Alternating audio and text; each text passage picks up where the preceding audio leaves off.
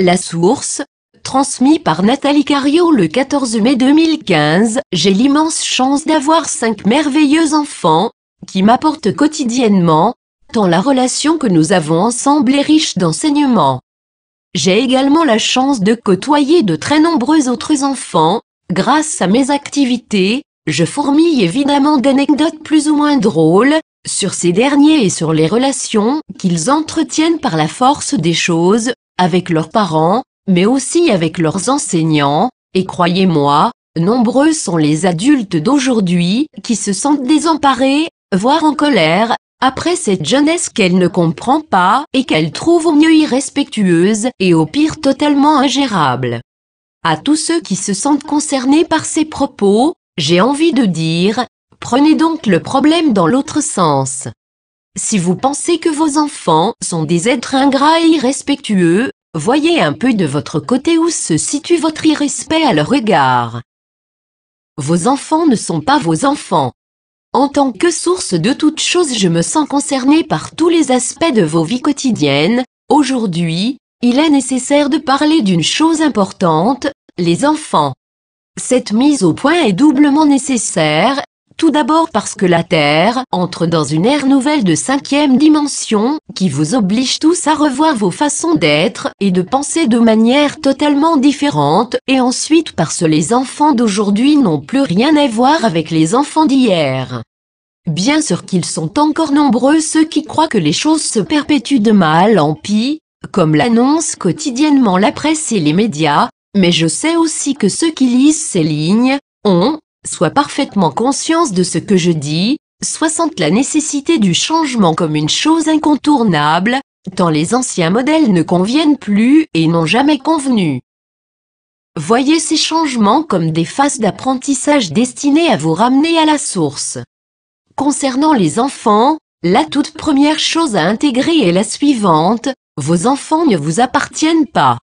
Alors bien sûr ce postulat semble évident à bon nombre d'entre vous, mais cette évidence n'est souvent qu'apparente en ce sens qu'il ne suffit pas de penser comme vraie cette idée, mais qu'il faut surtout les mettre en application au quotidien. Je vois déjà également ceux qui contestent, en mettant en avant le fait que les enfants d'aujourd'hui sont plus libres que jamais, et que la majorité semble totalement gérer sa vie depuis très longtemps, notamment au niveau de l'accès à la communication, téléphone portable, Internet, télévision, au niveau des relations, au niveau des sorties, au niveau des loisirs et même au niveau de l'éducation. À cela je réponds, ne vous méprenez pas sur ce qu'est la vraie liberté. Venons d'abord au commencement des choses. Qui est l'enfant? Comme vous le savez tous, nous sommes un. Je veux dire par là, que moi la source, suis source de toutes choses. Et que rien n'est séparé. Et que l'attitude que vous avez de distinguer et de désunir n'appartient qu'à vous. Vous êtes tous, à la fois, enfants, père et mère, au sein même de votre essence. Et par voie de conséquence tout petit être que vous accueillez, à sa naissance, dans ce corps minuscule, qui possède des capacités limitées, est, en dépit des apparences, déjà tout ça. Et il s'attend donc à ce que vous le traitiez comme tel. Alors bien sûr il est nécessaire d'adapter son discours et son attitude à ce nouveau corps. Parce que l'on pourrait dire que l'être, qui s'incarne le fait en plusieurs phases et qu'il faut quelques années au corps physique lui-même, pour recevoir les informations de l'être nouveau. Il ne faut donc jamais oublier que vous êtes tous, un, et que même si vous expérimentez la séparation pendant un temps donné, vous reviendrez tous à la source, dans la parfaite conscience de votre égalité. Qu'est-ce qui motive votre désir d'enfant? Là est une question importante, est-ce que ce désir vient de votre ego, qui vous pousse à être dans la normalité? Tout le monde fait ça. L'humain est programmé pour faire des enfants. Est-ce que ce désir est à mettre en parallèle avec nombre de vos autres désirs, comme vouloir une nouvelle voiture, une nouvelle robe, un nouveau chien? Dans ces deux cas, l'enfant peut être soit assimilé à une contrainte, familiale, sociale, que presque tout le monde s'accorde à subir. Encore une fois, l'humain semble programmé pour cela, soit à un nouveau jouet, dont on peut disposer comme bon nous semble. Sachez que votre manque de réflexion quant à votre motivation génère un jour ou l'autre des déceptions, des colères, des rancœurs, dès que la contrainte se fait si pesante qu'elle devient intolérable, ou dès que le jouet en question ne répond plus à vos attentes, ce qui ne manque pas d'arriver un jour ou l'autre, notamment lorsque l'enfant grandit. Ou bien au contraire, est-ce que votre désir d'enfant est un désir inspiré par votre cœur et motivé par votre profonde volonté de me servir, moi la source, de cette manière-là? Est-ce que votre désir est un acte d'amour véritable? Est-ce que votre désir est d'accueillir près de vous un être semblable à vous et qui est votre égal? Attention, lorsque je dis égal, je ne veux pas dire identique, je ne veux pas dire copie conforme, je veux bien dire ayant les mêmes droits que vous. Si votre désir donc vient bien du cœur, de me servir et de vous relier encore plus à moi, la source, alors vous êtes sur la voie et votre désir sera comblé, mais aussi il sera riche d'enseignements merveilleux et source de grandes bénédictions, les liens d'attachement avec vos enfants. Vous, très chers humains, êtes soumis aux émotions qui vous gouvernent, le plus souvent sans même que vous en ayez totalement conscience. Happés par la vie de tous les jours, vous êtes assaillis par des contraintes qui vous empêchent de voir ce que vous êtes véritablement, et surtout qui génèrent chez vous des émotions aussi nombreuses que variées. Tous ces états d'âme qui vous submergent et vous éloignent de moi, la source, vous empêchent de reconnaître les liens d'attachement que vous construisez avec vos enfants, il n'y a pas qu'avec eux d'ailleurs. Ces attachements, certes invisibles à vos yeux, n'en sont pas moins des liens solides, des chaînes même, qui empêchent vos enfants et vous-même d'être vrais, c'est-à-dire en accord avec votre soi profond, toujours relié à moi, la source. Ces liens d'attachement que vous avez mis en place ne sont pas de l'amour. Ils polluent vos relations aussi sûrement qu'un poison que vous verseriez dans l'eau que vous buvez quotidiennement. Soyez-en certains. Ce sont ces mêmes liens d'attachement qui vous leurrent également sur les besoins de liberté des enfants. Oui, vos enfants ont besoin d'exprimer ce qu'ils sont vraiment et d'aller à l'essence des choses. Ils ont besoin que vous les laissiez libres d'être. Mais attention, certains adultes, un très grand nombre même, n'ont aucune notion de ce qu'est cette liberté d'expression qui convient. Cette liberté n'est pas accéder à tous les désirs de votre enfant, sans limite. Lui donner, lui acheter, tout ce qu'il veut, sur un simple claquement de doigts. Cette liberté n'est pas lui accorder tous les droits et le laisser faire n'importe quoi, c'est ainsi que l'on voit des enfants, qui ont l'autonomie de la zapette, télévision, tel portable, console, et autres. Ceci n'est pas la vraie liberté. Ceci est l'enfermement, en ce sens que cette mode, qui consiste à tout donner pour avoir la paix, ou pour faire comme tout le monde, ou adhérer à des modes, coupe l'enfant de son pouvoir créateur et de la véritable liberté qui est associée et par voie de conséquence de moi, la source. Et celui qui est coupé de moi, est aliéné, il n'est pas libre. L'amour vrai. Sachez que l'amour dont a besoin un enfant est celui qui va lui permettre de grandir, de s'élever, pour un jour s'envoler de ses propres ailes, de vous quitter, pour pouvoir se lier à son être profond, ne plus faire qu'un avec lui, libre de tout attachement justement. Moi qui suis la source et qui observe vos vicissitudes quotidiennes, je vous dis la chose suivante, ils ne sont pas nombreux ces enfants-là. Des enfants libres de toute chaîne, qui sont élevés dans ce sens, dans le sens de l'amour véritable, qui n'obéit à aucune de vos lois humaines et à aucun dogme. Un amour qui est sans condition, un amour qui rend libre. L'amour vrai ne tolère pas les projections d'aucune sorte, les plans de carrière, et les orientations parfois subtilement suggérées. L'amour vrai permet aux parents d'agir en éclaireur de chemin.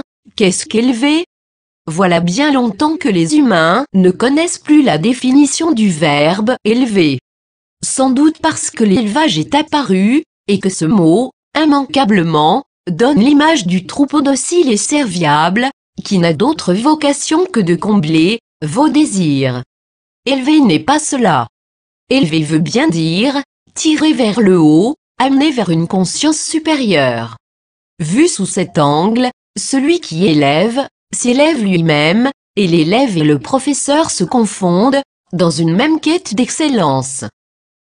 Celui qui accueille un enfant et accepte de l'élever, est d'accord de se remettre en question chaque jour. D'être toujours humble dans ses paroles et ses actes, sans aucune certitude, et dans le non-jugement. Celui qui accepte d'élever un être, le fait comme s'il s'agissait d'un travail, car il s'agit bien là d'un travail, un travail sur soi. Mais quel beau travail que celui-là! Car s'il est fait dans la conscience de l'unité et de moi, la source, il vous comblera, les choses changent, de nombreux nouveaux enfants sont là et arrivent en nombre de plus en plus grand. Ce ne sont pas les enfants que vous connaissiez, dociles, pleins d'abnégation et ignorants de leur être, que vous abreuviez de vos croyances et de vos peurs. Ces nouveaux enfants-là ont déjà des structures différentes, enfants indigo, enfants cristal, enfants arc-en-ciel, ils ne se fondent pas dans la norme que certains ont édictée il y a bien longtemps. Ces enfants-là ne peuvent pas se manipuler comme bon vous semble et vous ne pouvez pas leur faire prendre des routes qu'ils ne veulent pas. Ces enfants-là sont souvent des montreurs de chemin, ils ne sont pas là pour répondre aux désirs de qui que ce soit. Ces enfants-là sont souvent des réceptacles d'amour, qui dispensent leurs bienfaits chaque fois qu'ils expriment leur être véritable, pourtant les choses étant encore ce qu'elles sont, notamment vos méthodes d'enseignement et d'éducation, lorsque ces enfants-là sont happés dans votre système, ils souffrent. Nombre de parents et enseignants, vivant toujours selon les anciennes structures, manipulent les enfants, les contrôlent, sans aucun scrupule, parfois même convaincus de le faire pour leur bien. On constate alors que ces enfants sont particulièrement turbulents ou bien en retrait total, qu'ils ne travaillent pas à l'école, ou ne s'intéressent à rien de ce que vous leur proposez. Certains adultes estiment même et n'hésitent pas à crier haut et fort que les enfants sont devenus irrespectueux, déphasés, détraqués, violents. Ces parents-là ne réalisent pas que ce sont d'abord eux, les adultes, qui ne respectent pas les enfants. Comment faire?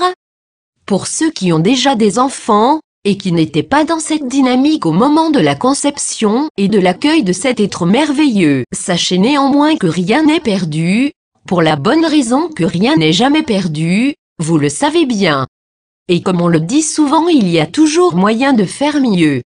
Et bien pour cela donc, il convient d'agir autrement bien sûr, en expliquant et en étant vrai.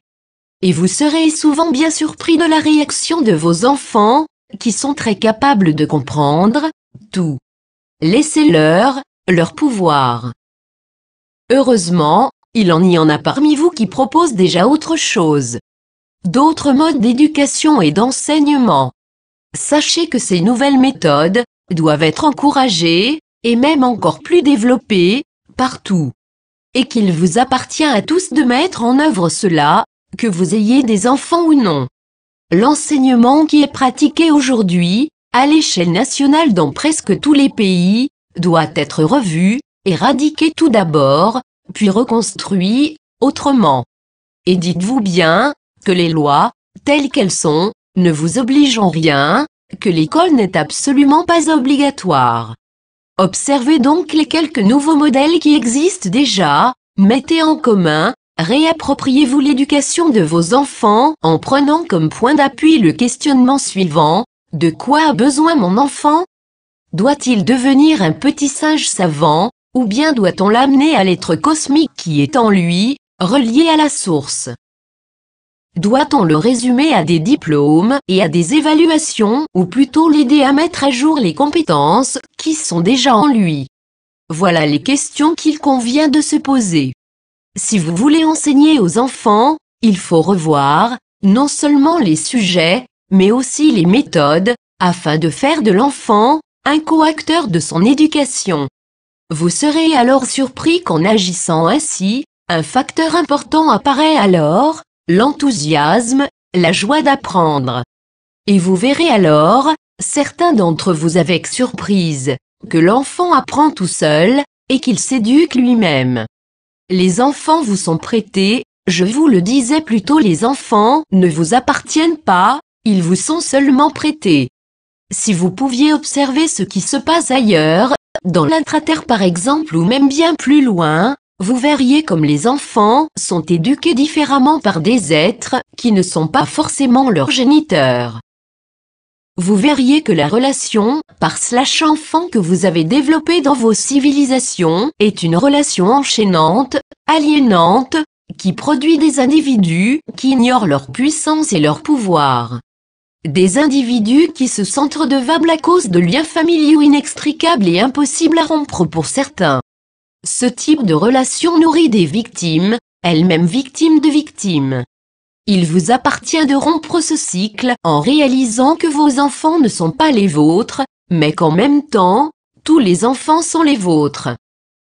Il vous appartient de réaliser pleinement ce que je vous dis depuis le début, vous êtes tout issu de la source, de moi, vous êtes tout un. Sachez donc, pour aller encore plus loin, que l'amour que vous donnez à vos propres enfants, à vos parents qui sont aussi des enfants, cet amour-là qui est immense, vous devez pouvoir le manifester pour tous les êtres de la Terre sans distinction. Sachez que lorsque vous serez capable de ne plus faire de distinction dans l'amour, alors vous pourrez parler d'amour. Et alors votre relation avec vos enfants sera bien différente.